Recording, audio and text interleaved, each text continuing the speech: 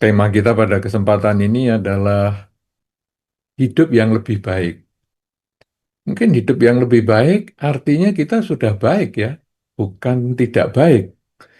Kita sudah baik, cuman kita berusaha untuk lebih baik lagi. Ya memang kalau mungkin ini dihubungkan dengan akhir tahun, saya kira ya cocok juga, karena tentunya kita semakin tambah umur, dengan bertambahnya tahun, diharapkan kita juga menjadi lebih baik. Ya.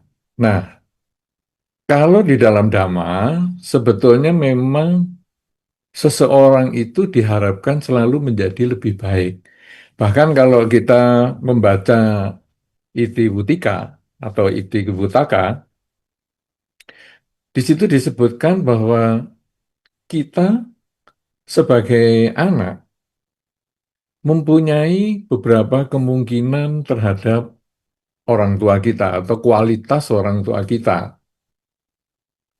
Kalau kita sebagai anak, ada juga yang kualitasnya sama dengan orang tua. Kualitas di sini maksudnya adalah kualitas kebaikan, karena kita berbicara tentang ajaran Buddha, ya, dan Iti Wutaka kan termasuk salah satu bagian dari Sutta Pitaka. Sehingga ada orang tua yang sudah bagus, punya anak yang kurang bagus. Atau kalau dalam istilah kita, orang tua sudah baik, punya anak kurang baik. Kemudian yang kedua, ada anak yang setara kebaikannya dengan orang tua. Jadi orang tuanya baik, anaknya juga baik. Orang tuanya sering ke wihara, anaknya juga sering ke wihara. Kalau tadi yang pertama, anaknya jarang ke wihara dibandingkan dengan orang tuanya yang sering ke wihara. Nah, yang ketiga, kualitas anak lebih baik daripada orang tua. Sehingga kalau tadi dikatakan misalnya orang tua rajin ke wihara, wah ini anaknya malah menjadi samanera, menjadi biku, atau menjadi atasilani yang belum pernah dijalani oleh orang tuanya. Sehingga ada tiga kemungkinan. Seorang anak, kualitas anak terhadap orang tua, kualitas kebajikannya anak terhadap orang tua kurang dibandingkan kualitas kebajikan orang tua, sama dengan kualitas kebajikan orang tua dan lebih daripada kualitas kebajikan orang tua. Nah, artinya sekarang memang diharapkan di dalam Dhamma kita ini selalu ada peningkatan hidup yang lebih baik. Nah, sekarang hidup yang lebih baik ini, kalau tadi dikatakan di dalam Dhamma, kira-kira apa ya? Apa yang mungkin kita bisa lakukan sekarang hidup yang lebih baik sesuai Dhamma ini? Nah, saudara-saudara, baik yang mengikuti acara secara langsung di Zoom ataupun yang mengikuti acara secara langsung di YouTube maupun nanti yang menonton dokumentasi acara, kita bersama-sama akan membahas tentang bagaimana kita masing-masing sebagai anak bisa menjadi lebih baik dibandingkan dengan orang tua kita, terutama kebajikannya. Atau kita sebagai manusia, kita bisa menjadi lebih baik dengan bertambahnya umur. Tentu kita tahu bahwa di dalam Dhammapada juga dikatakan bahwa kalau usia kita bertambah, tetapi kita tidak mempunyai penambahan kebijaksanaan, maka dikatakan di dalam Dhammapada, kita ini ibaratnya seperti sapi. Tiap waktu dagingnya bertambah, karena umurnya bertambah, dagingnya bertambah. Tetapi kebijaksanaannya tidak bertambah. Nah, kita tentu berarti punya satu tugas, sebagai pribadi kita harus selalu menjadi lebih baik dibandingkan hari-hari sebelumnya. Kemudian kita sebagai anak berusaha harus menjadi lebih baik dibandingkan dengan orang tua kita. Artinya Di dalam kehidupan kita ini memang kita perlu merenungkan bahwa setiap saat kita harus selalu menjadi lebih baik dan lebih baik lagi. Nah, sekarang kualitas apa yang harus kita perbaiki kalau di dalam kehidupan kita supaya kita menjadi lebih baik? Kualitas yang pertama yang kita perlu perbaiki adalah keakuan kita. Karena pada umumnya orang-orang itu selalu berpikir tentang bagaimana saya bisa membahagiakan diri saya. Jadi konsep hidup di dunia ini selalu berpikir tentang saya. Ketika misalnya saya mengatakan makanan ini enak, maka saya mengatakan enak menurut pendapat saya. Tapi dengan kata enak, makanan ini enak, kita sebetulnya agak memaksakan kehendak. Pendapat saya anggap sebagai kebenaran umum. Jadi, saya mengatakan makanan ini tidak enak, berarti untuk kamu ya tidak enak, untuk dia juga tidak enak, untuk semua orang tidak enak. Nah, ini yang mungkin tidak tepat karena ukurannya adalah diri sendiri. Mungkin lebih tepat kalau kita mengatakan makanan ini menurut saya tidak enak, menurut saya tidak cocok. Jadi harus ada tambahan menurut saya, bukan makanan ini tidak enak, tempat ini tidak enak.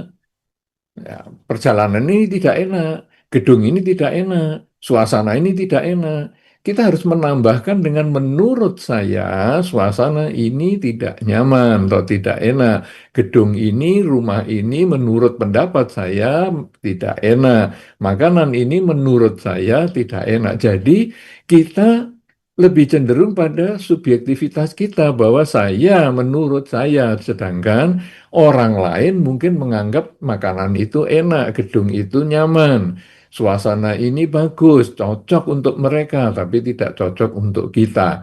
Nah, dengan kata-kata yang seperti itu dan itu kita gunakan setiap waktu, selalu menghakimi, selalu menilai ini enak, ini bagus, ini cocok, ini apa segala macam itu menurut saya, maka sebetulnya di dunia ini ukuran terbesarnya adalah keakuan kita.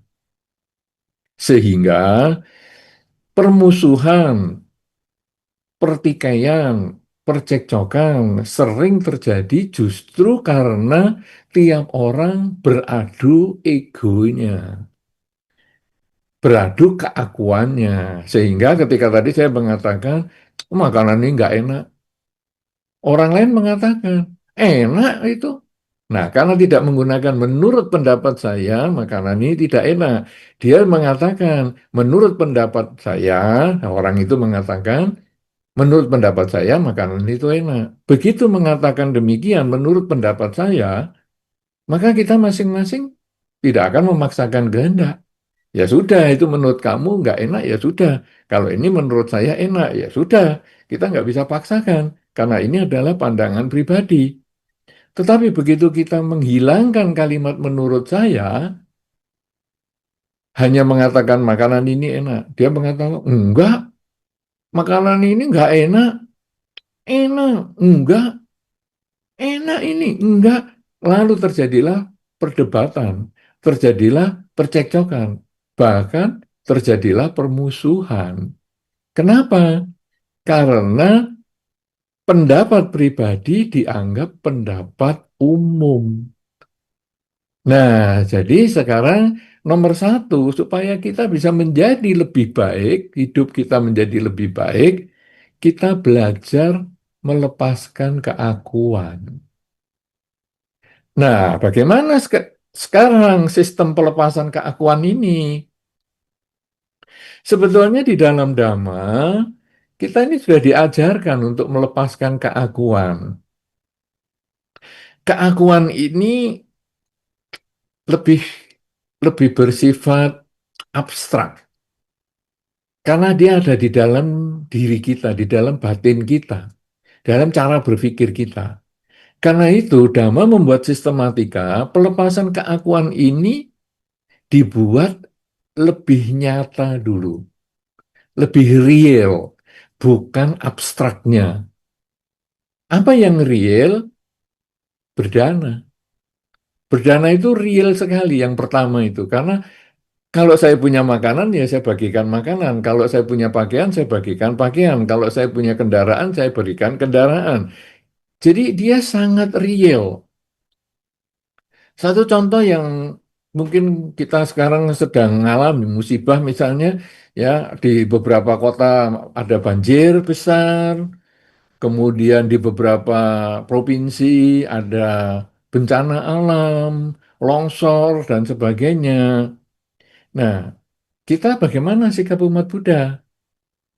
Apakah kita bisa berpikir, ih, kasihan juga ya saudara kita sesama bangsa Indonesia yang mengalami musibah di kota ini kebanjiran, di kota sana, di pulau sana mengalami bencana alam, longsor dan lain sebagainya. Saya mau bantu ah. Apa ini?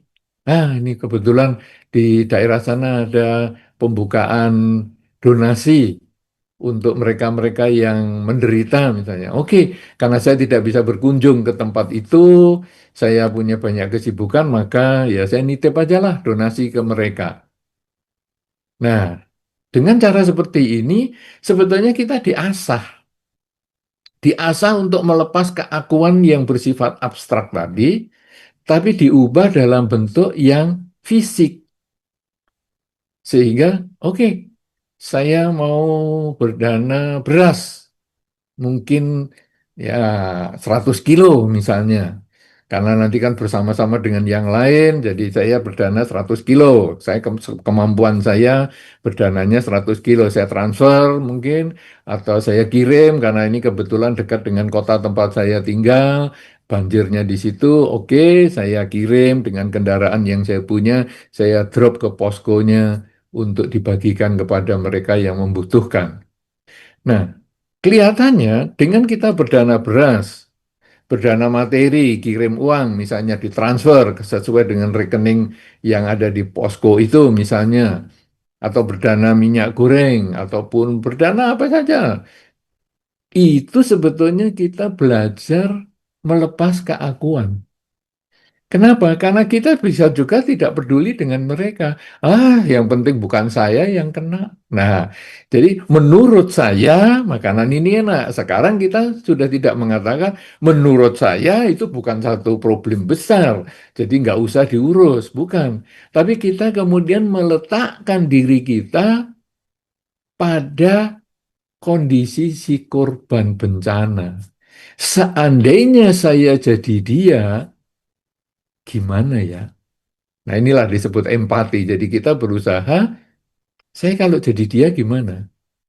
Kalau dalam bahasa Jawa itu disebut dengan tepo seliro. Tepo seliro itu nepake selirane dewe. Jadi tepo itu nepake itu mencocokkan. Seliro, sarira itu badan. Sarira itu badan, jasmani kita. Jadi mencocokkan dengan jasmani kita seandainya kita berada di posisinya dia. Nah, inilah empati. Aduh, saya kalau ngalami banjir sampai nggak dapat kiriman makan 3 hari 4 hari, aduh menderita sekali. Oke, kalau gitu saya kirim mie instan misalnya atau bahan makanan atau apa. Ya, nah dengan cara seperti ini berarti kita sudah mulai perhatian bukan cuman karena menurut pendapat saya, menurut pendapat saya, tapi sekarang bagaimana menurut pendapatmu? Nah, ini sudah mulai mengurangi keakuan. Bagaimana menurut pendapatmu? Kita mau mendengar kesulitan orang. Kita bisa menghargai pujian orang. Kalau orang menganggap, wah ini bagus, ini enak. Ya oke, kita bisa menghargai itu. Itu karena itu pandangannya dia secara pribadi. Walaupun kita nggak cocok, tapi kita tidak perlu berdebat. Nah, ini adalah dasar yang pertama yang kita harus lakukan agar kita menjadi orang yang lebih baik. Ketika banyak orang hanya memikirkan keakuan, selalu berpikir aku yang benar, ukuranku yang paling tepat, maka aku bisa menyebutkan makanan ini enak, pakaian itu bagus, rumah ini bagus, suasana kota ini cocok, padahal semua harus diawali dengan menurut pendapat saya, tetapi itu lupa dikatakan, menganggap itu sebagai kebenaran umum. Nah, sekarang kita bisa mulai bertanya, menurut pendapat saya kota ini bagus. Menurut pendapatmu gimana? Waduh, semrawut kota ini. Oke, nggak apa-apa, karena memang pendapat kita berbeda. Nah, dengan keakuan kita yang berkurang, yang tadi abstrak, yang kemudian kita bentuk dalam fisik, kita mau berbagi kepada orang lain, maka kita sudah bisa mengurangi permasalahan dalam hidup kita. Baik kita di dalam keluarga, baik kita di dalam masyarakat, kita akan bisa sangat mengurangi problem karena kita menyadari perbedaan pendapat itu adalah kewajaran. Jadi kita tidak perlu memaksakan kehendak pendapat saya harus sama dengan orang lain. Tidak perlu. Pendapat orang lain harus saya terima juga nggak perlu. Kalau saya punya pendapat yang berbeda dengan orang lain, mampu nggak saya menjelaskan pendapat saya ini kepada orang lain? Sampai dia bisa memahami. Masalah dia terima atau tidak itu urusan dia. Tapi kalau dia bisa memahami pendapat saya, berarti saya bisa menjelaskan dengan baik. Kemudian kalau orang punya pendapat yang berbeda, saya juga berusaha untuk menerima, walaupun itu berbeda dengan pendapat saya. Kenapa? Karena seandainya saya menjadi dia, ya pantaslah saya berpikir seperti itu. Nah, inilah yang pertama yang harus kita kerjakan ketika kita mau menjadi lebih baik. Karena kalau yang pertama ini bisa kita kerjakan, maka yang berikutnya yang mau saya sampaikan ini jauh lebih mudah untuk dikerjakan. Tapi kalau yang pertama saja mengurangi keakuan ini sulit dikerjakan, maka yang berikutnya semakin sulit. Karena mengatasi keakuan itu adalah yang utama dan itu yang justru menjadi hal yang harus dikerjakan di dalam ajaran Buddha. Nah, kalau kita bisa berhasil mengurangi keakuan, atau kita masih dalam proses mengurangi keakuan, apalagi yang harus kita lakukan? Nah, apakah saya harus selalu tiap hari mencari berita-berita tentang bencana alam? Ya tentu tidak, karena kita tidak mengharap orang lain menderita untuk melatih keakuan kita. Jadi kita kok udah lama ya nggak ada bencana alam. Wah itu kata yang jahat sekali, nggak mungkin kita ngomong itu. Ya, jadi kita tidak mencari bencana alam, tapi kalau ada bencana alam kita membantu mereka. Nah, kalau gitu gimana ya? Ini tidak lama, tidak ada bencana alam, tidak ada kesulitan-kesulitan di masyarakat. Lalu apa ini? Nah, di dalam pergaulan kita sehari-hari, kita kan ada komunikasi. Komunikasi ini juga salah satu cara untuk mengurangi keakuan. Saudara-saudara, tentu Anda pernah mengalami berbicara dengan orang lain yang suka memotong pembicaraan kita. Nah, tentu itu pernah Anda alami. Jadi ketika Anda mau menjelaskan, begini ya, kemarin saya itu mau ke, sebentar ini omongan saya lebih penting.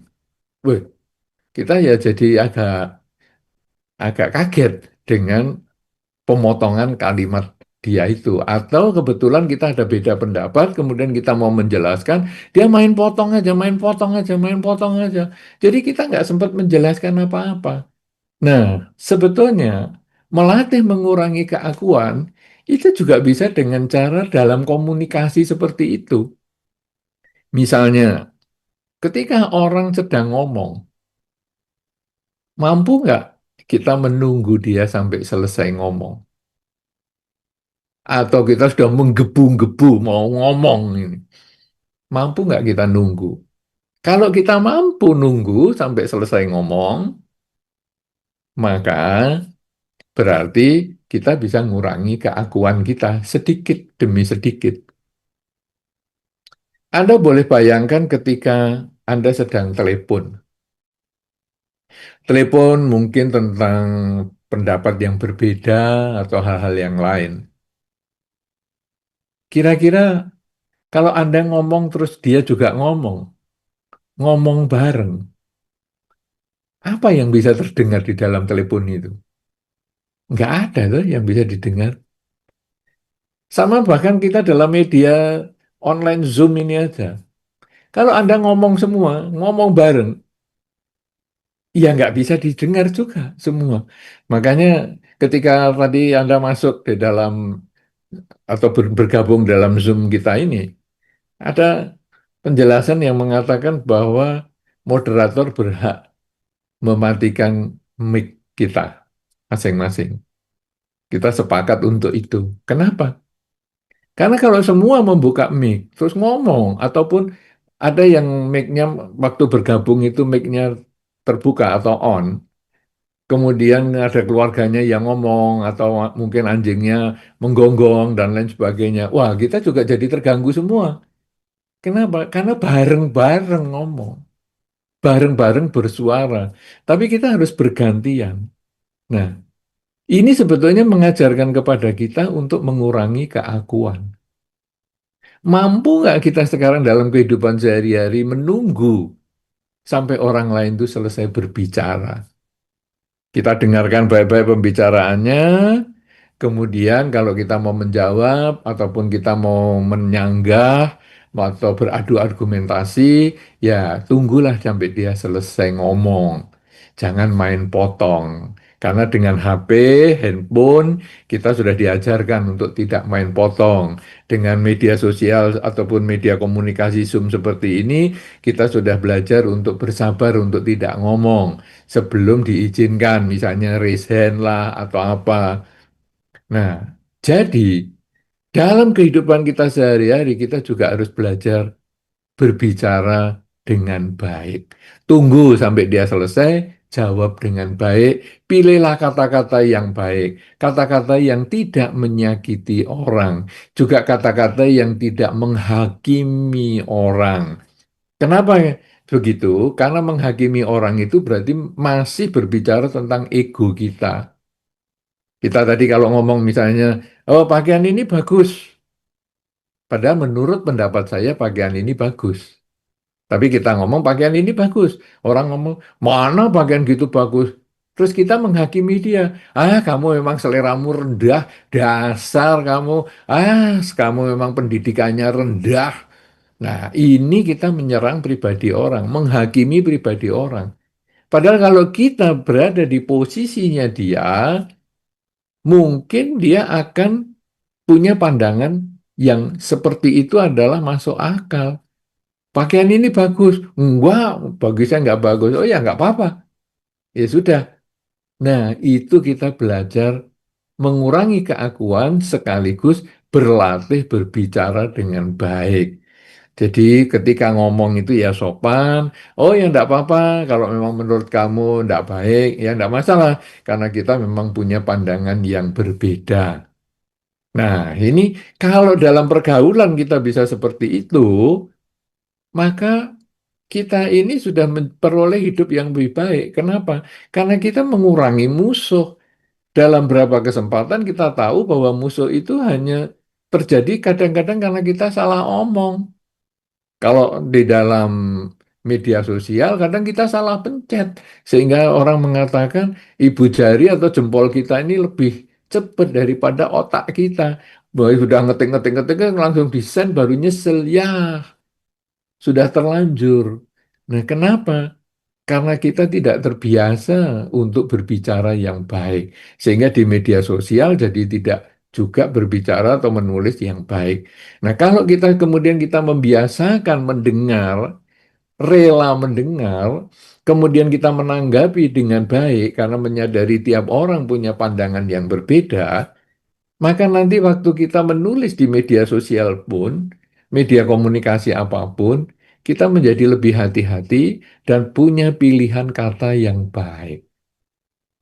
Nah, ini adalah yang kedua yang bisa kita lakukan setelah keakuan kita perbaiki pelan-pelan dengan tadi kerelaan yang bersifat fisik yang akhirnya tahu bahwa semua itu adalah keakuan kita. Kalau kita punya pandangan tertentu, pendapat tertentu hanya keakuan kita. Sehingga kalau orang lain berbeda, maka kita pakai cara yang kedua, ucapkan kata-kata yang manis, kata-kata yang baik, tidak perlu menyakiti, karena kalau menyakiti itu ada orang mengatakan begini, kalau Anda dihina, atau Anda mendengar kata-kata yang menyakitkan, maka itu akan diingat sampai puluhan tahun. Tetapi ketika Anda mendengar kata pujian, itu hanya diingat beberapa hari atau beberapa bulan saja. Coba kita renungkan masing-masing di diri kita, benar nggak? Apakah Anda masih ingat Anda yang dipuji sama si A, si B, si C? Mungkin Anda hanya ingat sekali, dua kali, ataupun banyak yang lupa. Tetapi ketika Anda ditanya, apakah yang pernah berkesan, hinaan, ataupun celaan yang Anda pernah dengar tentang diri Anda dan Anda ingat sampai hari ini? Mungkin Anda akan mengeluarkan kata-kata yang pernah didengar waktu kecil. Karena saya pernah bertemu dengan seseorang yang tidak mau berkumpul dengan orang tuanya. Dia selalu pergi, tidak pernah di rumah. Dia kemudian pergi ke luar kota, kerja di luar kota, jarang pulang, bahkan tahun baru pun tidak pulang. Seperti tadi dikatakan ada hari libur atau tahun baru atau apa, dia tidak pernah pulang. Dan satu ketika ada kesempatan untuk cerita, saya tanya, kenapa kamu kok jarang pulang, jarang komunikasi dengan orang tuamu? Karena saya sakit hati. Loh, kenapa sakit hati? Dulu waktu saya ingat sekali ya, dulu waktu saya kecil, saya sepertinya tidak salah, tidak ngapa-ngapa. Tapi orang tua saya bisa mengatakan gini, kamu ya, kalau nggak ngaku ya, ini bukan kesalahanmu kalau kamu nggak ngaku ya, nanti kamu saya kasih ke tukang becak di depan sana. Karena kan hari itu di depan rumahnya ada tukang becak. Dia sakit hati, dia terluka batinnya.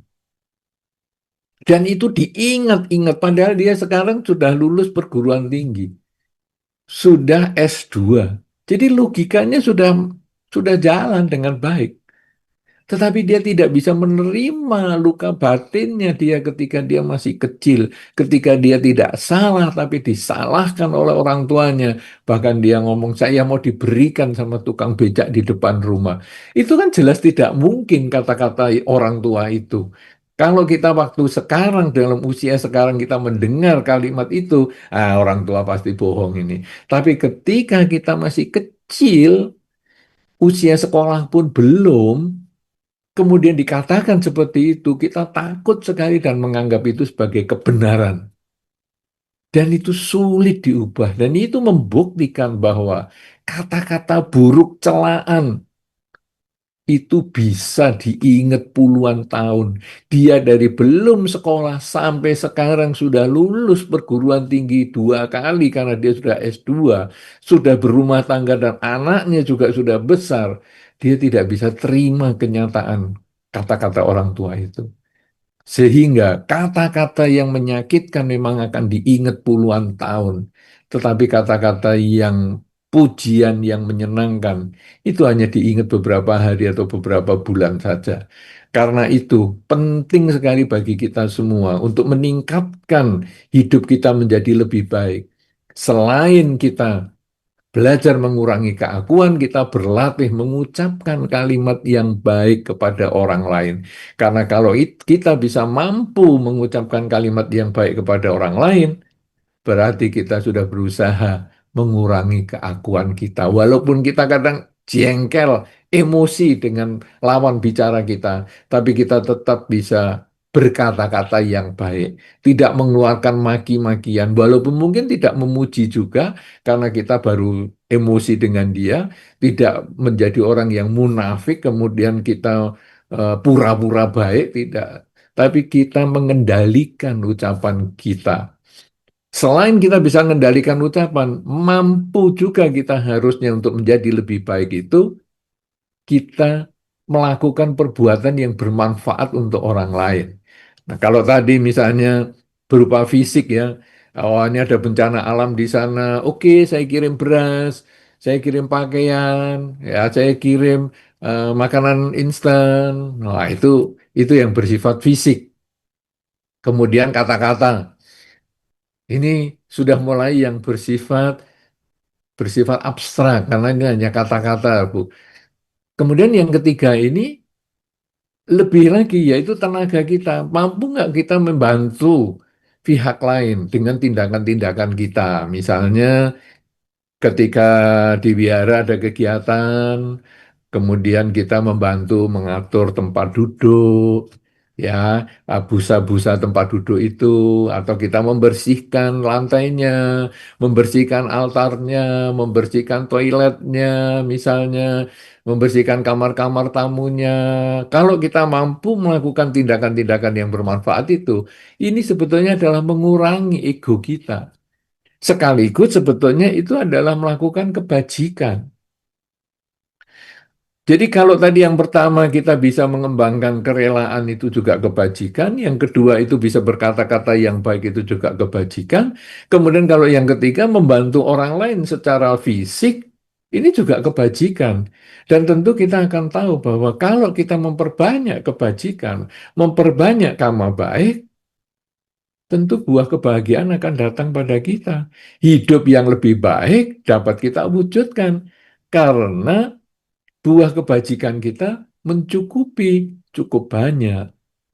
Nah, selain itu, kita juga perlu pengendalian diri yang lebih tinggi lagi, yang disebut dengan mengendalikan kesombongan.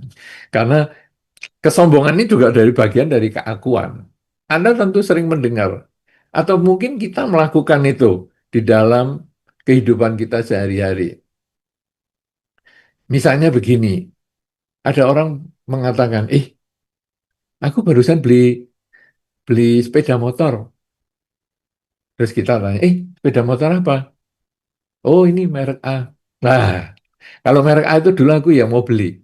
Tapi aku merasa, oh nggak cocok ya. Jadi aku beli merek B yang lebih mahal. Karena kata orang kan kalau barang mahal itu berarti lebih bagus. Nah, A ini bagi saya kurang. Kita langsung ngomong di depan orangnya seperti itu. Sebetulnya itu agak ada nada sombongnya. Kenapa? Kamu bisanya yang A itu toh, kalau aku kan mereknya yang B. Aku menjadi lebih daripada kamu. Atau kalau Anda membaca di media-media sosial, komen-komen orang. Misalnya ada orang yang mungkin em, memaki orang lain atau ya ini mungkin kan kadang di media sosial itu ada yang melawan arus, kemudian ada orang yang berusaha menghalangi orang yang melawan arus itu. Kemudian mungkin terjadi percekcokan karena yang melawan arus nggak mau ngalah, yang jalurnya benar, ia menganggap bahwa yang melawan arus kan salah. Lalu terjadi percekcokan. Anda baca komen-komennya. Kadang-kadang komennya itu lebih cenderung meningkatkan diri sendiri dengan mengatakan gini, ah kalau kalau saya sih nggak usah terlalu pengangguran gitulah, biarkan aja orang mau ngelanggar ya biarkan. Mungkin kata-kata itu ada benernya ya, tapi sebetulnya dia menganggap dirinya lebih baik daripada pelaku yang ada di video itu. Kalau saya tidak melakukan itu. Kenapa? Karena saya lebih baik. Bisa nangkep kan ini ya. Kalau Anda mendapat komentar atau membaca komentar-komentar itu akan terjadi pola pikir yang sebetulnya mengatakan bahwa saya sebetulnya lebih baik daripada si pelaku. Atau mungkin Anda sendiri juga bisa begitu. Kita sendiri bisa melakukan itu. Kenapa? Bawah sadar kita ini keakuannya masih besar sekali. Misalnya, si Ayo jarang ke wihara ya. Wah, itu memang males itu. Oh, kalau saya, walaupun sakit, saya sih ke wihara. Coba. Kalimat itu sering muncul di dalam masyarakat, sering muncul di dalam diri kita walaupun variasinya berbeda-beda.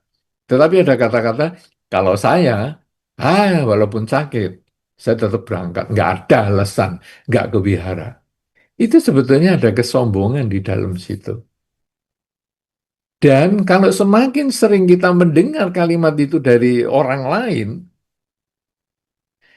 tentu kita akan merasa nggak nyaman ya. Kita bisa memahami bahwa di dalam masyarakat, setiap kali kita ketemu si A yang selalu sombong, ngomong tinggi, ngomong besar, kita biasanya lama-lama males kumpul sama dia. Sudahlah, nggak usah ngobrol sama dia, omongannya tinggi-tinggi terus. Kenapa? Karena dia tidak bisa melepaskan egonya. Nah, kita sendiri juga nggak bisa melepaskan egonya, sehingga ego dia dengan ego kita diadu. Dan akhirnya, sudah saya nggak mau. Padahal kalau kita tadi bisa mengatakan dengan baik, dengan kerelaan kita tadi bisa mau mengurangi ego kita, mendengar dia sampai selesai, kemudian kita mengatakan, ya kamu memang hebat, tapi ya nggak usah lah terlalu dirasakan seperti itu. Kenapa? Karena tiap orang kan beda-beda. Kamu memang punya kehebatannya sendiri, tapi kan orang lain juga ada kehebatannya yang lain juga. Karena tiap orang punya kelebihan dan kekurangannya masing-masing. Nah, dengan cara begitu kita bisa menasihati orang yang punya keakuan ataupun yang punya kesombongan tersebut. Nah, saudara-saudara, kalau kita bisa punya empat hal ini, kita bisa melakukan empat hal ini, maka selain kita menambah kebajikan, tentu kualitas diri kita menjadi lebih baik. Yang pertama tadi adalah kita mengurangi ego kita, keakuan kita yang jelas. Ya, makanya kita harus banyak berbuat baik secara materi, secara fisik kita berbuat baik kepada mereka yang memerlukan. Kemudian yang kedua, kita berusaha menyusun kata-kata yang baik, mampu mendengar dengan baik dan berbicara dengan baik, dengan sopan, karena kemampuan kita menunggu orang lain selesai berbicara itu adalah latihan mengurangi keakuan. Merumuskan kata-kata yang baik dan tidak menyakiti itu juga merupakan latihan mengurangi keakuan. Kemudian yang ketiga adalah melakukan perbuatan yang bermanfaat untuk orang lain sehingga orang lain merasa mendapatkan bantuan dari kita. Misalnya hanya membantu menyapu, membantu mengepel, membantu memikirkan kesulitan orang lain. Itu adalah sangat bermanfaat. Dan yang keempat adalah mengurangi kesombongan kita karena kesombongan itu walaupun halus, misalnya tidak dikatakan ya, misalnya mengatakan, kalau saya sih tidak seperti itu. Sebetulnya itu adalah kesombongan yang tidak terkatakan dengan jelas, tapi sebetulnya secara halus itu adalah merupakan kesombongan. Kalau kita bisa mempunyai empat hal ini dan kita membiasakan melakukan dalam kehidupan sehari-hari, maka karma baik akan bertambah, kebahagiaan akan datang, dan hidup kita menjadi lebih baik, tambah baik untuk waktu-waktu yang akan datang. Bukan hanya sekedar melewati tahun lama menuju ke tahun yang baru. Kalau kita hanya sekedar melewati tahun yang baru seperti itu, apakah kita hanya berbuat baik itu kalau pergantian tahun? Tapi kita harus berbuat baik itu setiap saat. Kenapa? Saya yang tadi harus saya perbaiki menjadi saya yang sekarang, dan saya yang sekarang nanti akan saya perbaiki lagi untuk saya yang nanti. Jadi setiap saat kita akan jadi lebih baik, dan lebih baik. Kenapa? Karena tema kita adalah hidup yang lebih baik, bukan ganti tahun yang lebih baik. Kalau hidup yang lebih baik, hidup itu kapan? Hidup itu adalah saat ini. Tadi kita pernah hidup, tapi sudah tidak hidup karena kita tadi 1 jam yang lalu kita pernah hidup, tapi kembali ke 1 jam yang lalu kita sudah tidak bisa karena itu hanya kenangan aja. Nanti kita akan hidup, nanti 1 jam lagi kita akan hidup, tapi belum tentu hidup. Karena kehidupan itu tidak pasti, kita bisa mati setiap saat. Jadi 1 jam lagi kita belum tentu hidup. Hidup adalah saat ini. Karena saat ini adalah hidup, maka tema kita hidup yang lebih baik, berarti saat ini kita harus selalu lebih baik, lebih baik, lebih baik daripada saat-saat yang sebelumnya. Dan 4 cara tersebut akan mengkondisikan kita menjadi lebih baik setiap saat. Nah, inilah yang mungkin saya perlu sampaikan dalam kesempatan pertemuan kita ini dalam tema kita hidup yang lebih baik. Mudah-mudahan memancing kita untuk berdiskusi sehingga dalam beberapa menit yang disediakan nanti oleh panitia akan menjadi kesempatan yang terbaik bagi kita untuk meningkatkan kualitas diri kita dalam pengertian pelaksanaan ajaran Sang Buddha. Saya kira demikian. Terima kasih atas perhatian Anda dan kemampuan Anda untuk menunggu, berarti juga berusaha untuk mengurangi keaguan. Dan saya kembalikan kesempatan ini kepada Romo Hirman. Terima kasih. Oh, ini dari chat ada pertanyaan Bante dari Kowido. Namo Buddhaya Bante, nama saya Eri Low dari Tangerang. Bante, bagaimana supaya hidup saya lebih baik? Tadi udah dijelaskan ya. Ya mungkin mau dijelaskan lebih baik, lebih detail lagi Bante. Silakan Bante. Iya, sebetulnya tema kita kan hidup yang lebih baik. Sehingga kalau pertanyaannya bagaimana ya hidup kita lebih baik? Loh ya ini tadi uraiannya. Nah, tetapi juga baik itu dalam pandangan apa? Apakah tujuan hidup Anda? Apakah pandangan Anda terhadap kehidupan ini? Karena baik dan tidak baik itu kadang dipengaruhi oleh keinginan saya tercapai atau tidak. Ini kan keakuan tadi ya. Ukurannya kan diri sendiri. Kalau tadi saya berbicara pakaian bagus, tidak bagus, cocok, nggak cocok, dan lain sebagainya. Hidup juga sama sebetulnya kalau kita mau perluas, yaitu hidup ini bagi saya kok tidak baik ya. Loh, kenapa? Misalnya, saya sakit-sakitan. Oh, oke. Berarti konsep tidak baik itu karena saya sakit-sakitan. Berarti sekarang mampu nggak kita mengubah sakit-sakitan itu, kondisi sakit-sakitan itu, tapi dengan cara berpikir yang berbeda. Ini ibaratnya eh, mungkin kalau kita berbicara tentang waktu tempuh, waktu tempuh ya. Jadi misalnya dari Blitar menuju ke Surabaya, atau Surabaya ke Blitar, katakanlah 4 jam. Surabaya Blitar 4 jam. Kemudian Anda sam, baru jalani 1 jam. Jadi dari 4 jam baru terlaksana 1 jam. Ini kan ada kurang 3 jam. Nah pola hidup, pola pikir kita bagaimana nih?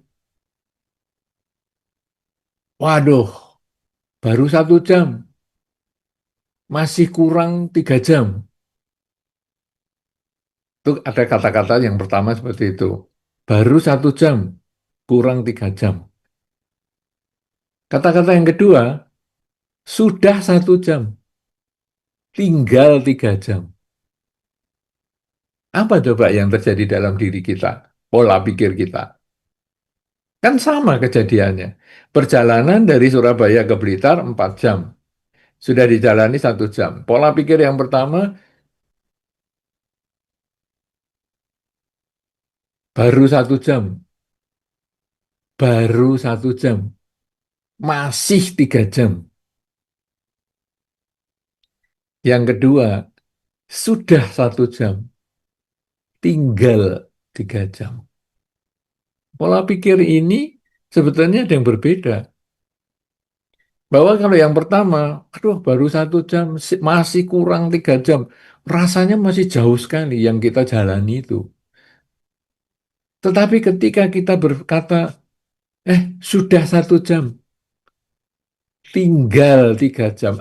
Tinggal sedikit lagi lah. Kalau sudah dijalani 1 jam, tinggal 3 jam. Tinggal pendek. Pola pikirnya beda. Demikian pula ketika kita misalnya hidup tadi merasa bagaimana hidupnya lebih baik. Aku sakit-sakitan. Oke, sakit-sakitannya tetap tidak bisa berubah. Tapi pola pikir kita yang harus diubah. Yaitu, dengan sakit ini saya bisa kerja di rumah. Orang lain kerjanya ke kantor kemana, ya sudah, saya selama ada laptop, ya sudah, walaupun saya berbaring, saya bisa ngetik-ngetik. Oh, masa bisa? Itu Stephen Hawking itu malah nggak bisa ngapa-ngapa, dia tubuhnya lumpuh semua. Tetapi dia masih bisa kreatif, bisa menulis buku, dan lain sebagainya. Kenapa? Karena sudut pandang yang dihadapi terhadap segala fenomena yang dihadapi. Kalau sudut pandangnya positif, dia akan menjadikan hidup ini juga positif. Atau mungkin kalau Anda mengatakan, gimana ya hidup yang lebih baik? Yang Anda harus berpikir, sudah baik begini. Ada kata-kata sudah baik begini. Atau untung sudah seperti ini. Kata untung sudah seperti ini. Jadi gimana nih? Aduh, aku sakit-sakitan. Untung seperti ini sakitnya. Coba kalau yang lain, seperti sakitnya yang lain. Waduh, aku nggak kuat itu. Untung sudah seperti ini. Waduh, aku rugi nih. Kerjaan rugi. Untung cuman rugi segini. Nggak rugi sebesar itu. Aduh, rumah tangga kok jadi nggak karu-karuan gini ya. Untung rumah tanggaku cuman seperti ini masalahnya. Masih bisa diselesaikan dibandingkan dengan keluarga yang lain. Jadi kalau Anda ingin hidup Anda menjadi lebih baik, ya gunakanlah pola pikir untung itu tadi. Supaya benar-benar terjadi keberuntungan dalam diri Anda. Jadi pola pikir, karena perjalanan 1 jam sudah dijalani dari 4 jam, Anda bisa berpikir jauh atau dekat, tergantung pola pikir. Sudah 1 jam, tinggal 3 jam. Wah, menjadi dekat 3 jamnya. Aduh, baru 1 jam, masih kurang 3 jam. Rasanya 3 jamnya jauh banget. Pola pikir. Begitu, mudah-mudahan bisa terjawab yang bertanya. Silakan. Baik, baik. Terima kasih Bante atas jawabannya. Semoga terjawab ya yang bertanya tadi. Dari YouTube Bante, saya bacakan dari Jenny Pranoto. Izin bertanya Bante, mohon nasihat Bante, bagaimana solusi jika ada pihak yang kita marahin karena pernah melakukan kesalahan beberapa kali dan saya sakit hati tidak bisa memaafkan.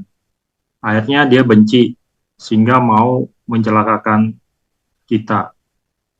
Diri ini sebagai upasika tahu dhamma tentang welas asih dan tentang kama buruk. Tapi hati sudah sakit karena menderita akibat kesalahannya berulang-ulang.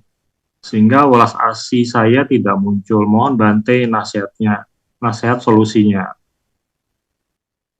Iya, sebetulnya memang kita kadang-kadang yang namanya manusiawi, keakuan masih ada. Ya tentu kita mungkin saja tidak suka sama si A, si B, apalagi yang sudah membuat kesalahan berulang-ulang.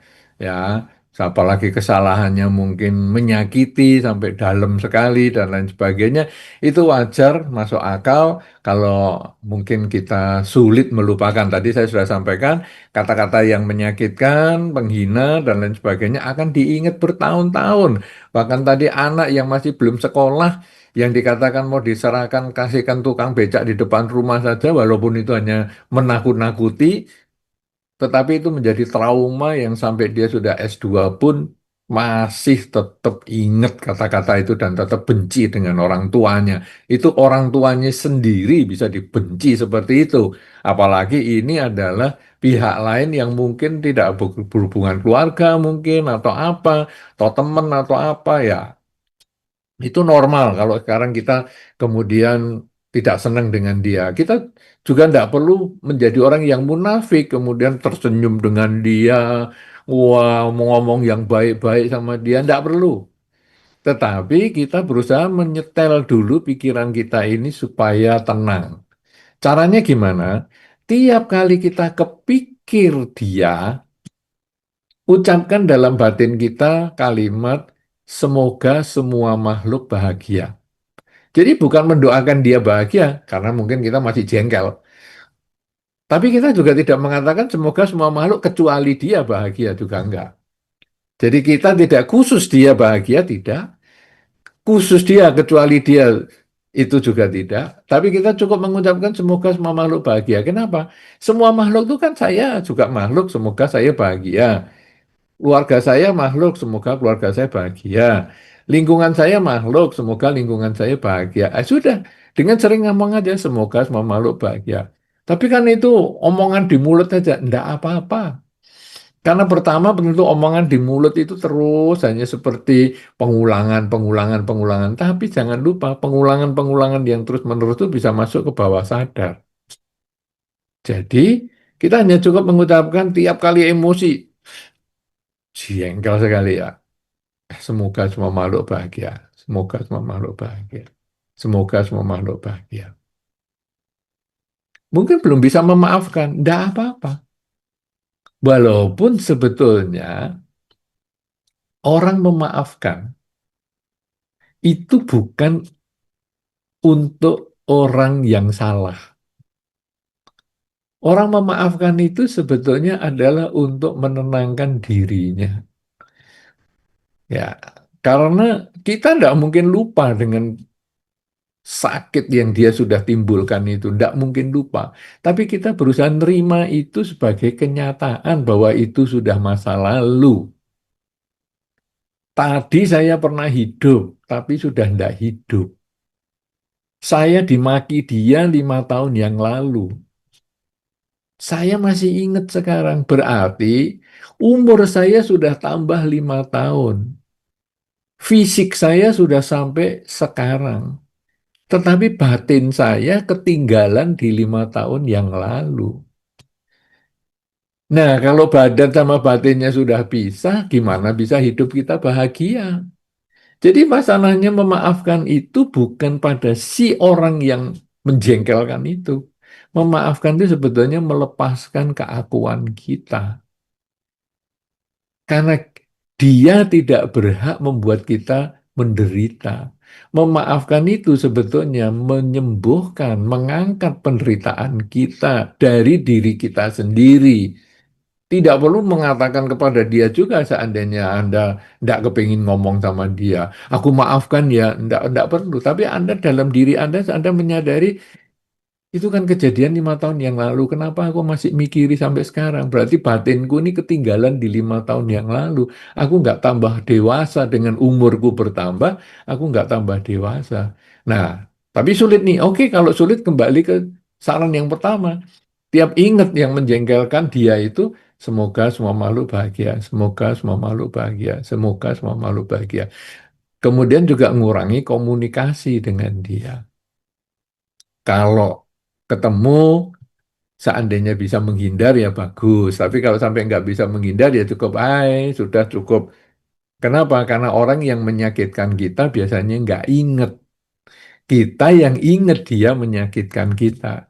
Dan sebetulnya karena kita inget, Setiap kali mengingat itu setiap kali pula kita menusukkan jarum itu ke tubuh kita sendiri, ke pikiran kita sendiri. Jadi sebetulnya misalnya dia menyakiti kita 5 tahun yang lalu, tapi dalam 5 tahun ini setiap saat saya berpikir tentang dia, saya berpikir tentang kata-kata dan kelakuannya dia.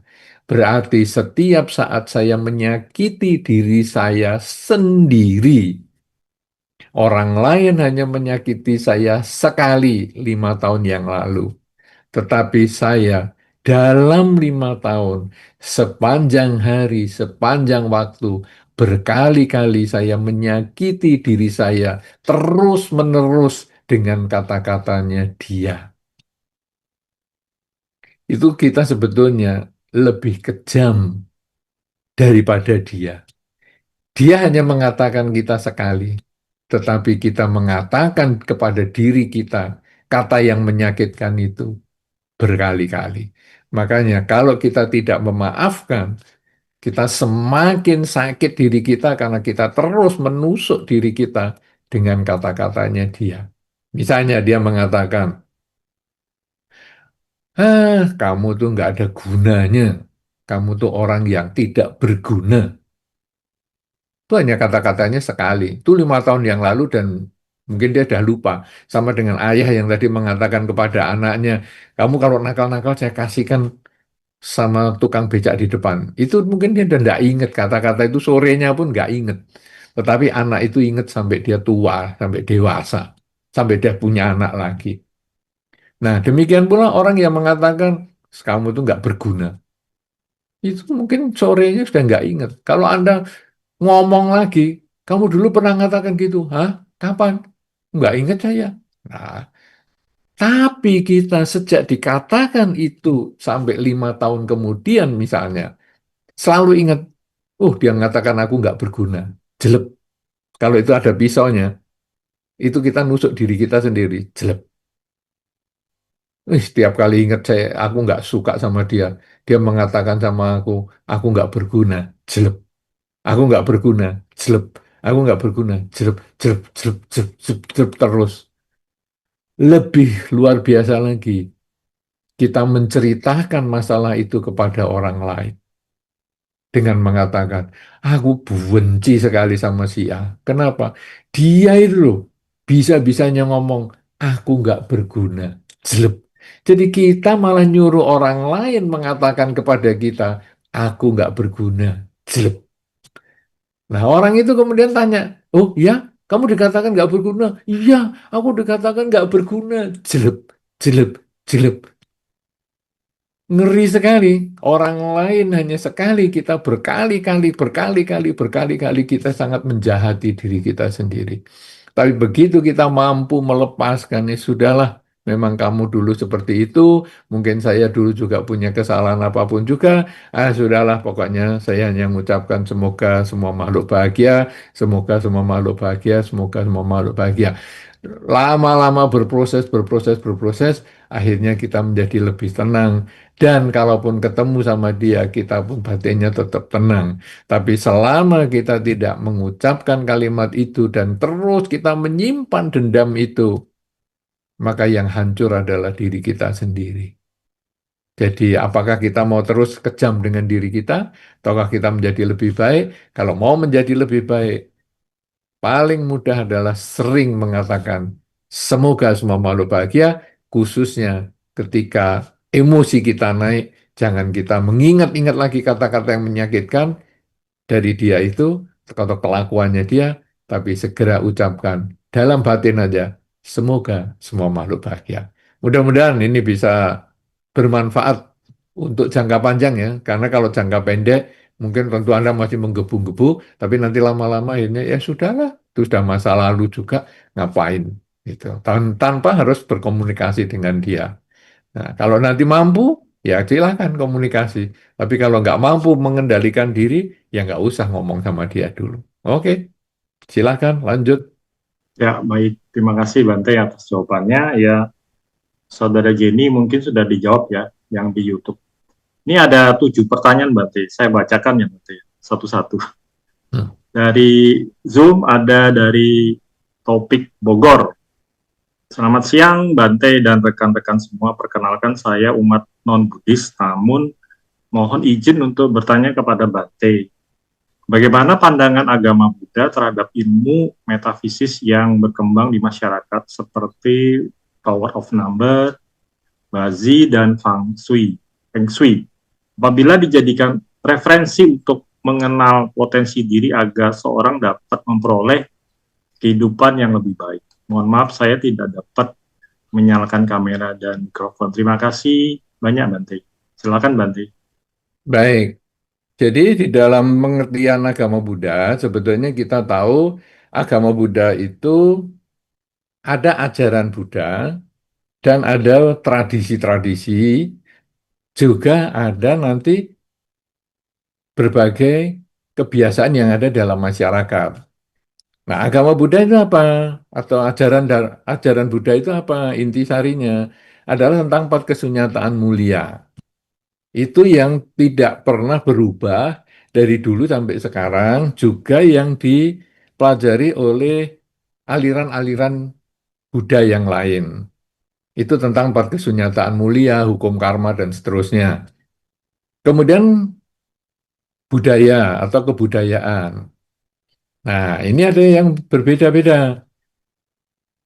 Misalnya, umat Buddha dari tradisi India, kalau melakukan upacara ritual, menggunakan bahasa India yang mungkin dikenal dengan nama bahasa Pali. Kemudian umat dengan tradisi yang misalnya tradisi Tiongkok, dia menggunakan bahasa Mandarin atau bahasa Sanskerta. Kemudian yang tradisi Tibet yang menggunakan juga bahasa Sanskerta. Nah, itu adalah budaya. Tetapi juga ada budaya-budaya lokal yang bisa diterima. Jadi umat Buddha tidak menentang adanya budaya-budaya lokal. Misalnya tadi yang disebut power of number, itu sebetulnya budaya lokal. Kenapa? Karena walaupun dia metode empiris, ya, kalau kita membaca riwayat power of number itu katanya sudah memperoleh penyelidikan atau sudah melewati penelitian dari berbagai macam orang, baik yang masih hidup maupun meninggal, puluhan orang, ratusan orang, ribuan orang bahkan, nah itu sehingga dapat dirumuskan seperti itu.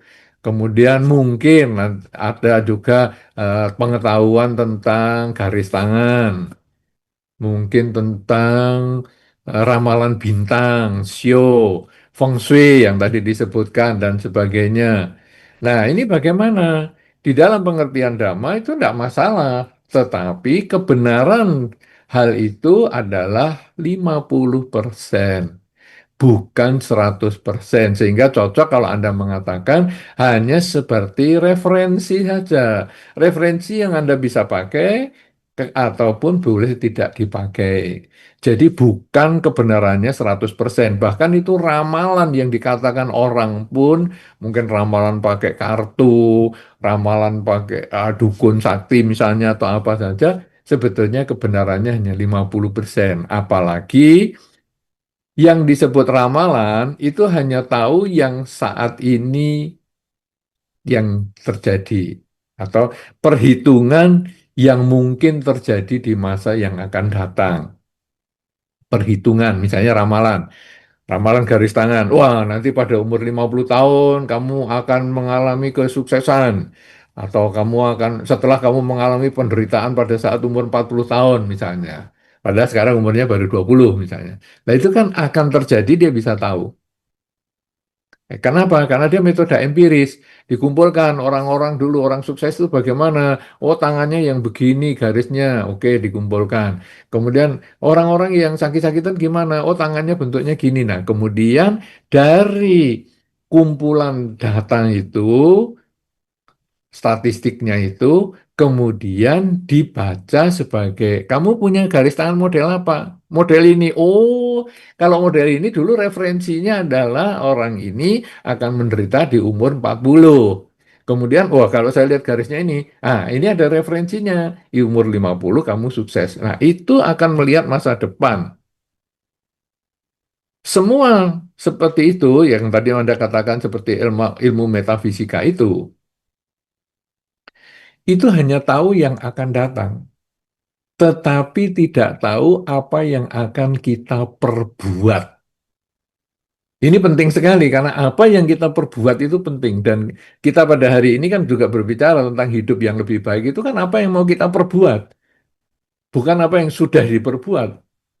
Tapi apa yang akan kita perbuat, misalnya melakukan kebajikan terus-menerus.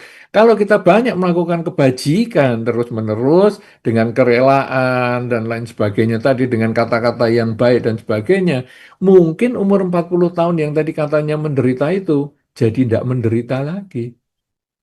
Kemudian yang 50 tahun mau sukses, wah itu sudah umur 45 sudah sukses. Bukan 50 tapi 45 sudah sukses. Jadi sebetulnya hanya tahu yang akan datang, tapi belum tahu apa yang kita perbuat. Nah sekarang kita merasa, wah umur 50 tahun saya sukses, jadi saya sekarang wah ngawur-ngawur hidupnya. Hasilnya apa? Karena kita ngawur-ngawur hidupnya, 30 kita sudah menderita, 40 tambah menderita, 50 juga menderita. Dan kita lalu pergi ke tukang ramal itu. Katanya saya 50 tahun bahagia. Mana buktinya saya menderita? Nah, karena dia hanya tahu yang akan terjadi, bukan apa yang akan diperbuat. Karena kita berbuat kejahatan, berbuat buruk, hasilnya juga menjadi menderita. Sebaliknya kalau kita banyak berbuat baik, hasilnya justru bahagia. Nah, ilmu power of number, feng shui itu sebetulnya lebih cenderung dikatakan sebagai ilmu arsitektur Tiongkok kuno. Feng shui itu sebetulnya adalah berbicara tentang angin dan air, pengaturan angin dan air untuk rumah. Ya, dulunya sih untuk kuburan awalnya, kemudian berkembang untuk rumah. Nah, kita karena yang hidup kita berbicara tentang rumah saja. Kenapa feng shui rumah itu? Karena kalau anginnya bagus, airnya bagus, maka rumah itu nyaman dihuni. Tetapi kalau anginnya kurang, misalnya jendelanya kurang, ini rumah Indonesia ya, jendelanya kurang, mataharinya kurang, ya di rumah jadi lembab. Nah, ini karena di Indonesia. Tetapi di negara-negara yang dingin, ya mungkin jendelanya dikurangi supaya anginnya jangan terlalu banyak masuk. Karena kalau banyak masuk kedinginan, ya gampang sakit. Jadi Feng Shui itu sebetulnya adalah ilmu arsitektur Tiongkok kuno. Dan kalau di Indonesia, sebetulnya budaya-budaya lokal, ya itu ada Feng Shui-nya sendiri. Anda tentu melihat bangunan. Kalau tadi tinggalnya di Jawa Barat misalnya, bangunan rumah tradisional di Jawa Barat berbeda dengan bangunan rumah tradisional di Jawa Tengah, juga di Jawa Timur, juga di luar Jawa. Berbeda. Kenapa? Karena setiap daerah pada zaman dulu penduduk lokalnya itu mempunyai feng shui-nya sendiri-sendiri. Di beberapa rumah yang banyak binatang buasnya di luar pulau, rumahnya itu panggung supaya binatang buas tidak masuk ke rumah. Nah, kalau di Jawa karena tidak banyak binatang buas, maka rumahnya tidak banyak yang rumah panggung. Rumah panggung artinya bawahnya kosong, atasnya baru ada rumahnya. Nah, semacam itu. Jadi, Feng Shui itu bukan mistis. Feng Shui itu adalah ilmu arsitektur Tiongkok kuno. Sehingga di beberapa sekolah arsitek di Tiongkok hari ini, Feng Shui itu diajarkan. Karena memang ada ilmiahnya. Nah, PON itu sebetulnya metode empiris.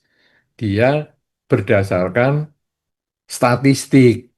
Nah, jadi ada ceritanya juga. Nah, cuman nilainya semua itu adalah 50% saja. Jadi cocok sebagai referensi untuk hidup lebih baik, tapi bukan kamus yang satu-satunya untuk menjadi lebih baik. Itu hanya semacam petunjuk tambahan untuk menjadi lebih baik. Karena mau lebih baik, tentu harus menambah kebajikan semaksimal mungkin dengan pikiran yang baik, ucapan baik, dan perilaku yang baik. Begitu, mudah-mudahan sesuai dengan yang diharapkan. Terima kasih. Silakan, Romo Hirman.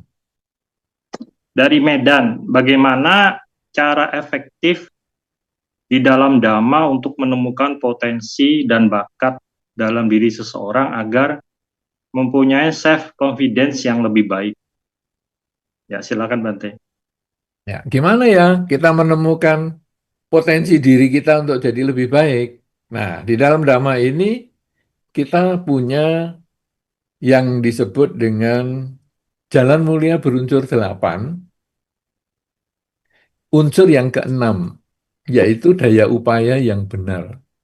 Daya upaya yang benar itu berbicara tentang kelebihan kita tingkatkan, kekurangan kita perbaiki. Kelebihan orang tiru, kekurangan orang hindari. Yang ditiru adalah kelebihannya ya, bukan orangnya. Ya, jadi kalau kelebihan orang lain, kita tiru kelebihannya. Kekurangan orang lain, kekurangannya itu yang kita hindari, bukan orangnya yang kita hindari. Ini supaya kita mengerti itu. Nah, ini di dalam jalan mulia berunsur 8, ini unsur yang keenam, daya upaya yang benar. Maksudnya gimana sekarang? Wah, ini kalau saya mau mencari potensi diri kan susah. Kelebihan saya apa? Memang tidak gampang. Kita tahu kelebihan kita sendiri kadang nggak gampang. Makanya ada tes bakat. Jadi beberapa orang sekarang suka tes bakat. Beberapa ibu-ibu juga membuat tes bakat untuk anak-anaknya. Itu ada lembaganya sendiri. Tes bakat itu macam-macam tes bakatnya. Tetapi kalau mau sederhana, sebetulnya Anda tinggal tanya kepada orang lain yang dekat dengan Anda. Sahabat dekat Anda, pasangan hidup Anda, orang tua Anda, teman-teman Anda yang sayang kepada Anda boleh tanya kepada dia.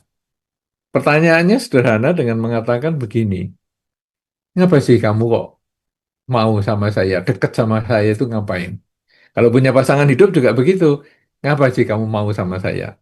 Ya, ngapa kamu kok mau bersahabat sama saya itu ngapain?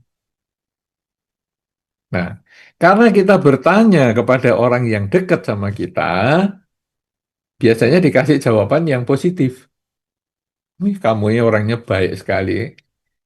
Saya dalam hidup ini ya, ketemu temen yang rela berkorban, mau mendengarkan kesulitan orang, ya cuman kamu ini.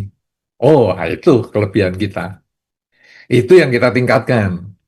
Itu kan tadi kalau dalam Dhamma, yang unsur keenam dari jalan mulia berunsur delapan itu, kelebihan kan tingkatkan. Oke, catat satu. Mau berkorban, mau mendengarkan kesulitan orang. Ditanya lagi sama yang lain-lain lagi. Kenapa?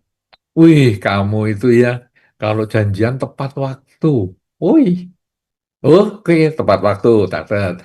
Jadi kita banyak nih nanti teman-teman kita yang dekat, pasangan hidup, anak, dan lain sebagainya, tanya-tanya semua, dapat yang positif.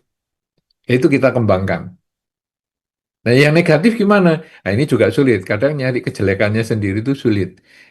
Kadang-kadang orang lebih cenderung nyari kebaikannya sendiri itu yang bisa. Gimana kebaikan sendiri? Wah, saya ini baik banget, saya gini, gini, gini. Lebih gampang. Tapi begitu, apa kejelekanmu? Udah ada, aku tuh. Aku tuh kejelekanku adalah sulit mencari kejelekanku.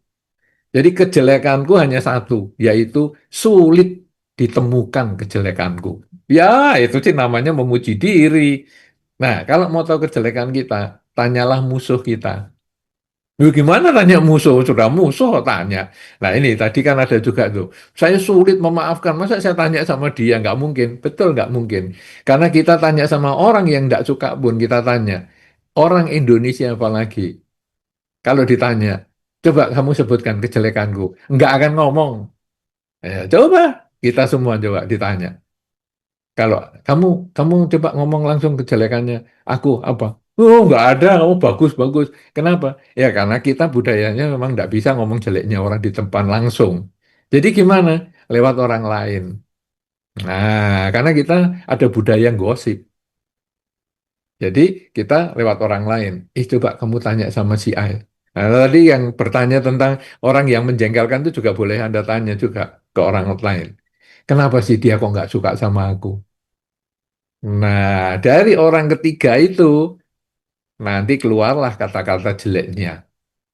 Ngapa sih kamu kok nggak suka sama dia? Kan dia baik. Baik apa? Orang kayak gitu kok baik. Orang menjengkelkan orang. Ya keluar dia kata-katanya. Nah, terus kita tanya, tadi ngomong apa? Dia tentang saya ngomong apa?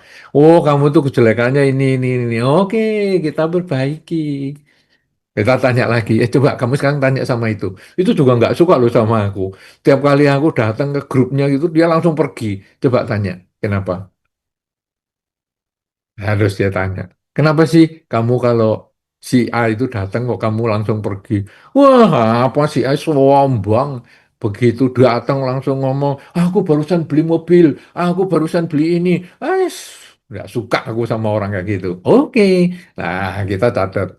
Nah, karena budaya yang gosip itu, jadi kita ya manfaatkan untuk menanyakan kejelekan kita. Nah, kita sudah ketemu sekarang. Nilai baik kita tingkatkan. Nilai buruk kita perbaiki. Supaya jangan sampai menjadi racun bagi hidup kita. Kemudian kita lihat kebaikannya orang. Mudah juga kita lihat kebaikannya orang. Kemudian kita ikuti kebaikan orang yang kita nggak punya ya. Jadi misalnya, wah dia ini baik sekali loh. Kenapa?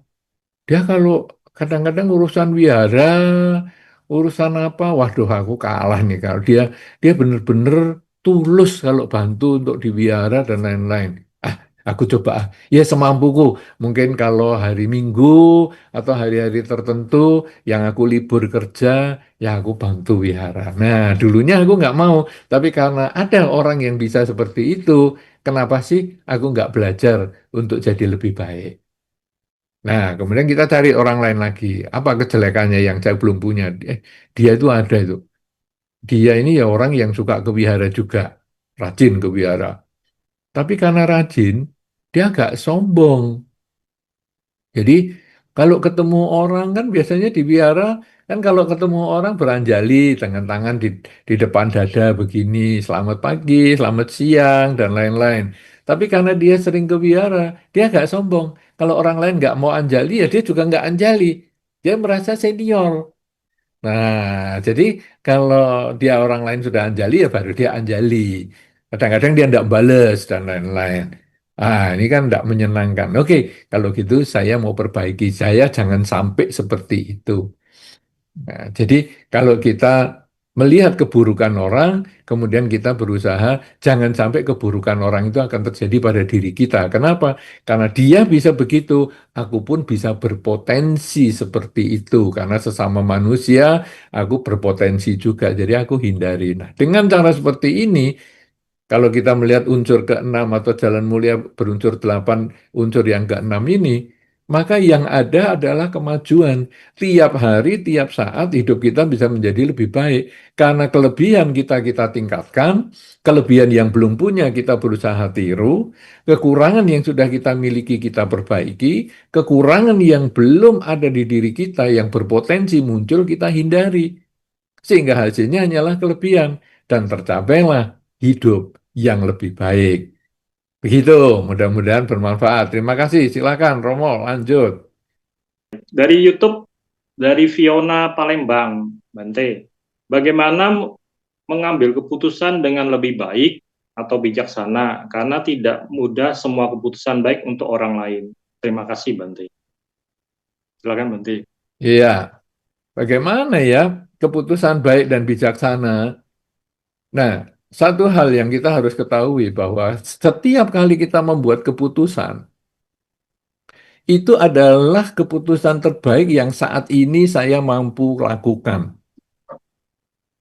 Jika terbukti pada beberapa waktu kemudian keputusan itu keliru, jangan pernah menyesali karena itu tidak bisa dihakimi dari pengetahuan kita saat ini. Contoh yang paling sederhana, saat saya sedang menggerakkan tangan saya, kemudian mengenai orang di sebelah saya, karena kita kebetulan ceritanya mantap. Kadang-kadang kan kita kan dengar ya kalau ada orang telepon bukan video call.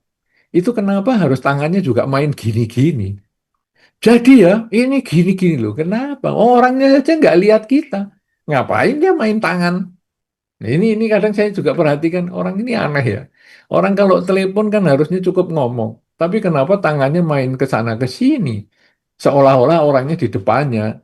Nah, jadi tangannya ketika main-main gini, misalnya nih kita duduk di dalam ruang tunggu, mungkin di bandara atau apa, tangannya ini ngapa itu?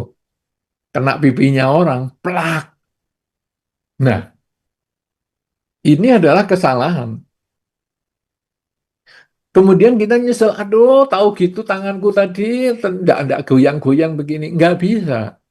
Pengetahuan saya pada saat saya melakukan itu, ya itulah yang terbaik saat itu. Ketika terjadi kesalahan, saya hanya belajar di masa depan, saya tidak mengulang lagi kesalahan yang sama. Tetapi kesalahan yang sudah terjadi, saya tidak bisa menyesali. Kenapa? Karena itu adalah yang terbaik pada saat diputuskan. Nah, sekarang Anda membuat satu keputusan tertentu, ingin bijaksana dan ingin membahagiakan semua orang. Itu cara yang paling bagus. Tetapi jangan dikira Anda punya kemampuan sebesar itu. Kenapa semua orang berpikir tentang diri sendiri? Jadi menurut pendapat saya baik, menurut pendapat orang lain belum tentu baik. Nah, jadi kita buatlah keputusan semaksimal mungkin yang bisa memberikan kebaikan dan kebahagiaan semaksimal mungkin, tapi tidak bisa untuk semua orang. Karena contoh yang paling gampang. Kadang ada orang datang ke rumah kita, kemudian kita tanya, sudah makan belum? Itu pertanyaan yang sederhana. Bagi orang tertentu, sudah makan belum? Oh, sudah dong, aku kesini kan sudah makan, siap beres. Oke, itu pertanyaan pertama beres. Sudah makan belum? Belum, justru aku ke sini mau makan kan di sini makanannya enak-enak. Oke, ayo makan bareng. Tapi yang ketiga ada juga sudah makan belum? Dikiranya kalau nggak ke sini nggak bisa makan ya saya. Dasar orang suka menghina. Oh, wah, wah, wah. Bisa juga. Jadi tiap orang punya sikap yang berbeda menghadapi pertanyaan yang sama. Jadi ketika Anda membuat satu keputusan, buatlah keputusan itu dengan berbagai pertimbangan dan Anda merasa sudah oke, jalani. Ketika ada orang yang merasa tidak oke, ya Anda maklumi saja dengan mengatakan, ya maaf, saya tidak bisa memberikan kepuasan untuk semua orang karena tiap orang punya cara berpikir yang berbeda. Cuman inilah yang terbaik yang bisa saya lakukan. Seandainya nanti memang keputusan ini tidak bisa diterima atau Anda tidak bisa terima, saya akan pertimbangkan untuk saya buat untuk keputusan-keputusan yang berikut. Nah, itu adalah cara kita menyikapi keputusan, artinya lakukan yang terbaik, tapi kalau masih ada yang kecewa, jangan kita nyesel juga dengan keputusan yang sudah terjadi, tapi perbaiki untuk keputusan-keputusan yang selanjutnya. Ya, berikutnya. Ya, baik. Terima kasih Bante. Berikutnya dari Saudara Lia, bagaimana cara mengatasi keraguan-raguan? Contohnya kita yakin sudah kunci pintu, saat sudah jauh kita ragu sudah kunci atau belum. Ya, yang mana kita kembali lagi untuk mengecek dan memang ini sudah terkunci gitu Pak. Mengatasi keraguan. Ragu itu karena kita kurang data. Jadi data kita tidak lengkap. Misalnya, saya mau berangkat kerja. Saya ragu ini bos saya datang apa enggak. Nah, ini datanya kurang. Jadi bisa nggak kita melengkapi data itu? Misalnya, Kita telepon dulu ke sekretarisnya. Eh, ini hari ini bos datang nggak? Katanya ada kesibukan lain. Oke, berarti dia nggak datang. Nah, kita sudah pasti ini.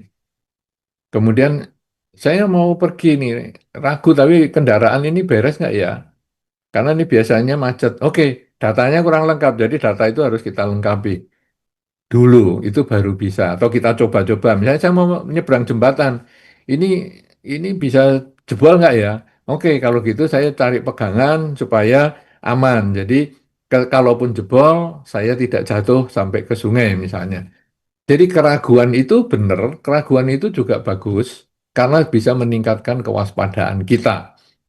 Nah, kemudian kalau cerita tentang mengunci pintu, kok saya ragu ya sudah dikunci atau tidak? Berarti data penguncian pintu itu lemah. Lah bagaimana datanya diperkuat adalah dengan mengembangkan kesadaran. Saat saya ini sedang apa?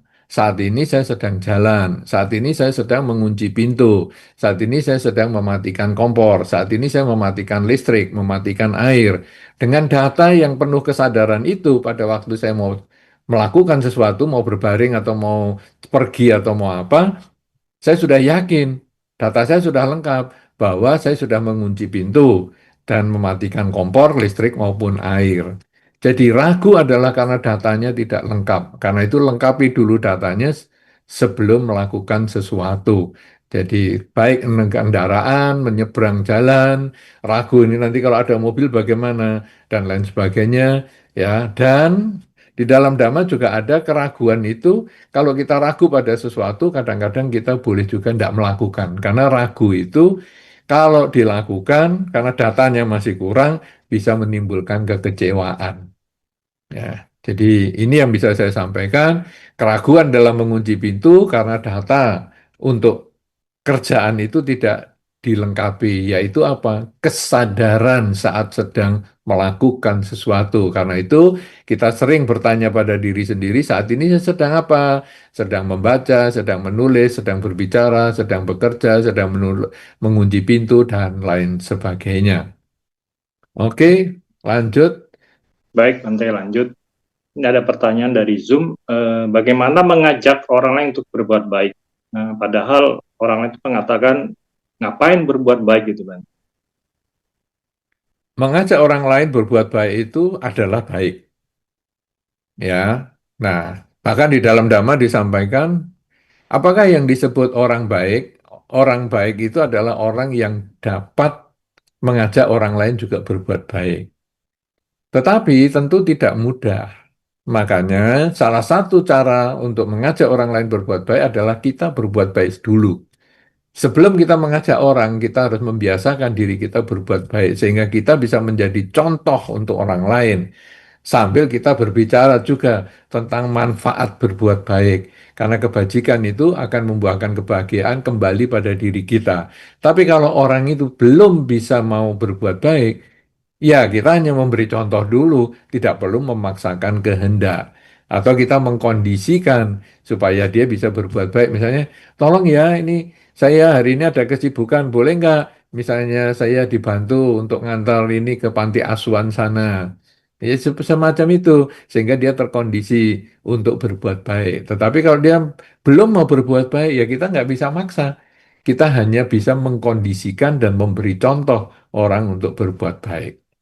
Selanjutnya, Baik, Bante dari YouTube, saudari Liani, Bante mohon nasihat untuk orang yang down dan bertanya, kenapa harus hidup? Apa artinya hidup tidak takut masa depan? Silakan Bante.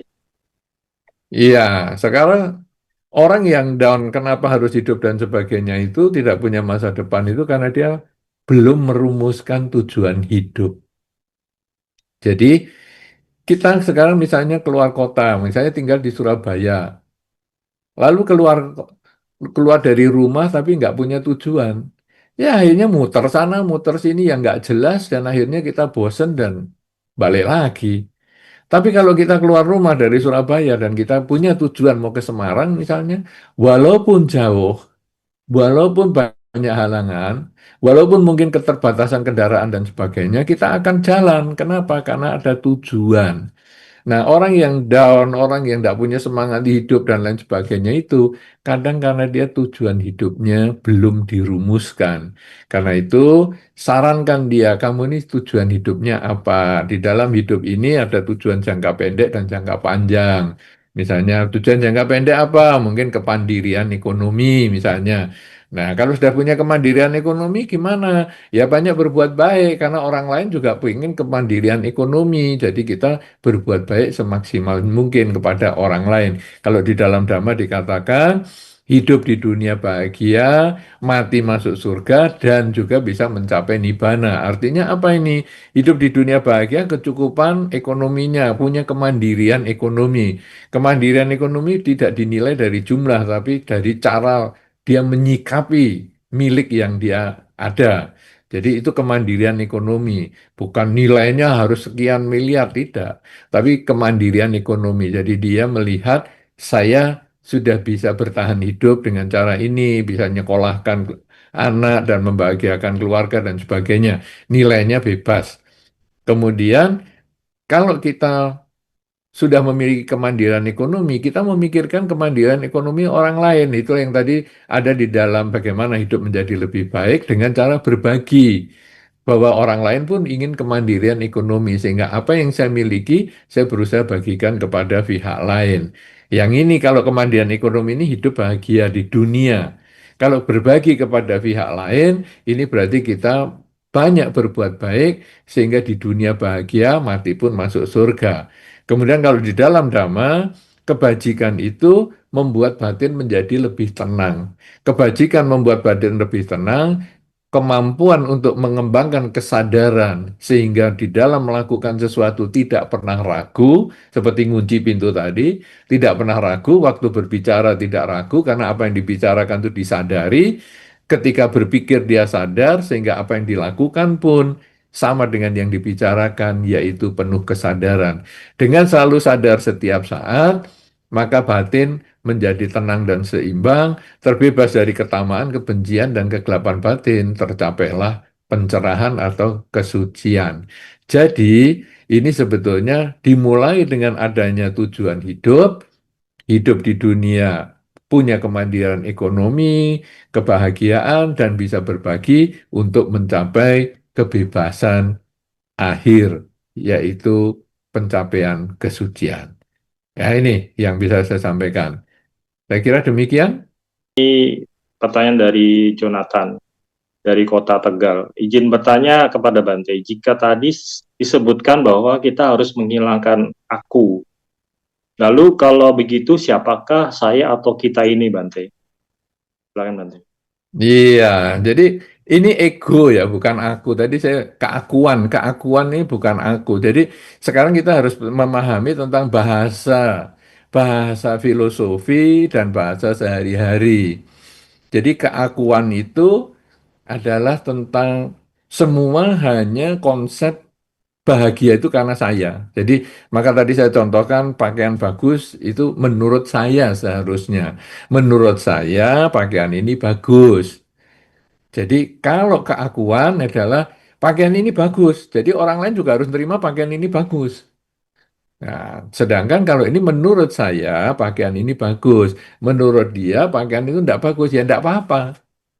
Nah, jadi itu konsepnya, bukan aku tuh ndak ada. Jadi ini sepedanya siapa? Ya sepedanya nggak tahu. Oh, ini aku, ini siapa yang beli juga ya dulu karena rasanya ya bukan masa ini duitku. Aku kan nggak bisa ngomong duitku karena ini bukan masa ini duitku. Ya, bukan itu bahasa sehari-hari. Aku bekerja punya duit, aku beli sepeda. Nah, sepedanya ini mau kamu pinjam. Nah, jadi ini sepedanya siapa? Ya sepeda aku.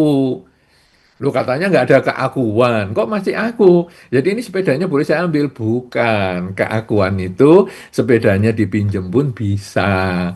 Kemudian kalau keluarga ada yang sakit, kita juga menyadari bahwa keluarga ini juga bukan milik kita. Karena satu ketika dia pasti berpisah dengan diri kita. Jadi ini adalah bahasa sehari-hari dan bahasa filsafat ini berbeda. Jadi siapakah saya? Ya Anda lihat KTP-nya, Anda kemudian kakaknya siapa, maka itu Anda akan ketemu siapa saya. Karena KTP, kakaknya, alamatnya ada di situ semua. Ya, ini karena berbeda dengan konsep yang saya sebutkan tentang filosofinya keakuan itu adalah kemelekatan. Jadi ketika Anda misalnya punya sepeda motor, Anda harus siap sepeda motor itu rusak sampai hilang. Ketika Anda beli sepeda motor, Anda harus tahu konsekuensi logisnya yang paling parah adalah hilang. Ketika belum hilang, hanya rusak saja, Anda tidak perlu emosi dan lain sebagainya karena Anda sudah siap mental dengan hilang. Demikian pula ketika Anda punya pasangan hidup, punya keluarga dan sebagainya, Anda harus siap bahwa apa yang Anda miliki saat ini satu ketika pasti berpisah dengan diri Anda. Itulah yang disebut keakuan. Kemudian ketika Anda hidup maka Anda harus siap menghadapi kematian. Karena semua yang Anda dapatkan ini satu ketika juga pasti Anda lepas. Itu adalah keakuan yang bisa dilepaskan. Jadi bukan rumahnya siapa ini, sepedaku sama mana ini. Bukan itu yang dimaksudkan karena itu adalah bahasa sehari-hari. Demikian, silahkan satu lagi. Ya, baik. Terima kasih Bante. Ini yang terakhir dari Bintang Putih YouTube. Kita akan mendapatkan karma di kehidupan berikutnya sesuai dengan perbuatan kita sebelumnya. Tapi bagaimana karma bisa menjadi pelajaran jika kita lupa dengan perbuatan yang kita lakukan di kehidupan sebelumnya? Ya, karma ini bukan pengadilan sehingga tidak perlu disebut pelajaran. Tetapi sekarang kita lalu merenungkan. Jadi ketika hidup kita menderita, kita tidak mengatakan kenapa ya saya menderita ini ya. Aduh, nah itu kan sudah masa lalu. Hidup adalah saat ini, tadi 1 jam yang lalu, 2 jam yang lalu, setahun yang lalu, 10 tahun yang lalu, kehidupan yang lalu, itu saya pernah hidup tapi sudah tidak hidup. Jadi tidak ada gunanya penyesalan karena sejam yang lalu atau semenit yang lalu. Karena tadi pernah hidup tapi sudah nggak hidup. Nanti 1 menit yang akan datang, 1 jam yang akan datang, setahun yang akan datang, satu kehidupan yang akan datang dan seterusnya, itu akan hidup tapi belum tentu hidup. Hidup adalah saat ini. Ketika Anda mengalami kesulitan, seperti tadi yang mungkin ada yang mengalami kesulitan tanya tentang gimana hidup bahagia, hidup yang lebih baik misalnya karena dia mengalami kesulitan yang tadi saya jelasin, itu sebetulnya kita bukan menyesali, aduh karma apa yang membuat saya susah, bukan. Tapi adalah bagaimana kita bisa mengatur cara berpikir kita. Kalau dari Surabaya ke Blitar itu misalnya 4 jam dan sudah jalan 1 jam, bisa nggak kita hanya berpikir sudah 1 jam, tinggal 3 jam maka kita akan lebih semangat untuk jalani sisa perjalanan itu. Demikian pula di dalam kehidupan.